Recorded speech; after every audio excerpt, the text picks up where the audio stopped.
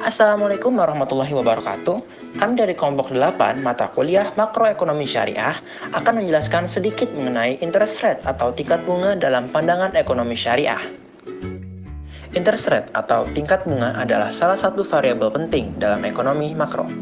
Interest rate merupakan biaya atau harga yang harus dibayar oleh peminjam kepada pemberi pinjaman dalam bentuk persentase dari jumlah pinjaman. Tingkat bunga ini bisa ditentukan oleh bank sentral atau pasar keuangan dan berpengaruh pada berbagai aspek perekonomian. Dalam ekonomi makro, tingkat bunga dapat mempengaruhi banyak hal. Contohnya seperti investasi, konsumsi, inflasi, dan nilai tukar mata uang. Dalam rangka memperkuat perekonomian, bank sentral seringkali menggunakan tingkat bunga sebagai salah satu alat kebijakan moneter mereka. Jika perekonomian sedang lesu, bank sentral dapat menurunkan tingkat bunga untuk mendorong investasi dan konsumsi.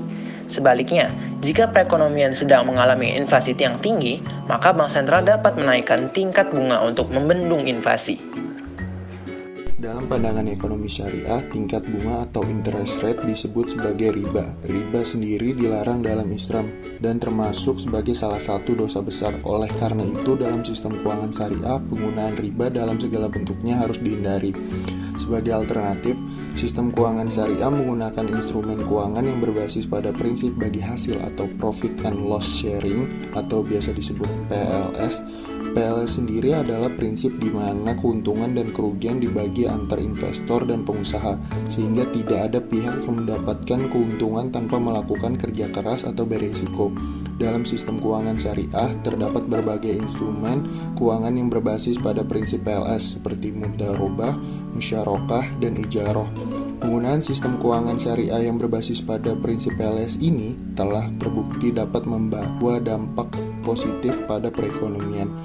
Beberapa studi telah menunjukkan bahwa sistem keuangan syariah yang berbasis pada prinsip PLS dapat membantu mengurangi resiko sistematik, meningkatkan stabilitas sistem keuangan, dan memberikan akses keuangan yang lebih inklusif bagi masyarakat.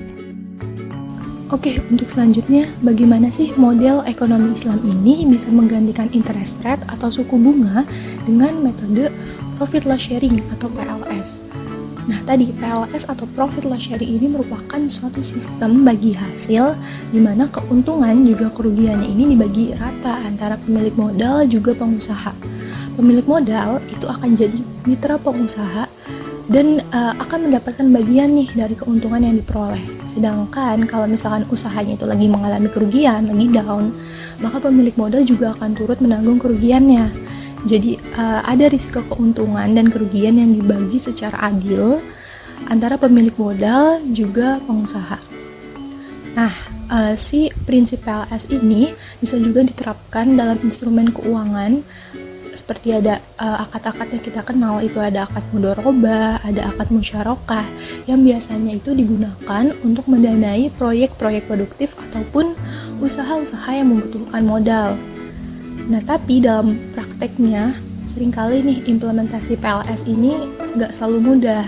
Ada aja masalah-masalah seperti risiko keuangan atau masalah pemilihan mitra usaha yang kurang tepat. Namun, di beberapa negara, even seperti di Malaysia ataupun Indonesia, telah mengembangkan sistem keuangan syariah yang bisa mengimplementasikan bagaimana sih prinsip profit loss sharing ini bisa berhasil gitu. Profit loss sharing adalah suatu skema pembiayaan dalam sistem keuangan syariah yang didasarkan pada prinsip bagi hasil antara pihak yang meminjam dan pihak yang memberi pinjaman.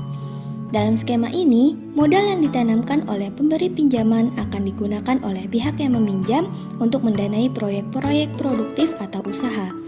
Keuntungan yang diperoleh dari proyek atau usaha tersebut kemudian akan dibagi secara proporsional antara pemberi pinjaman dan pihak yang meminjam, sesuai dengan persentase kontribusi modal masing-masing. Dalam profit loss sharing atau PLS ini, keuntungan dan risiko usaha dibagi secara adil antara pemberi pinjaman dan pihak yang meminjam. Jika usaha menghasilkan keuntungan, maka keuntungan tersebut akan dibagi secara proporsional antara pihak yang terlibat. Namun, jika usaha mengalami kerugian, maka risiko kerugian juga akan dibagi antara kedua pihak. Skema PLS ini merupakan salah satu alternatif bagi sistem keuangan konvensional yang menggunakan bunga sebagai penghasilan bagi pemberi pinjaman. Penggunaan bunga dalam sistem keuangan konvensional dianggap tidak adil dan bertentangan dengan prinsip-prinsip Islam.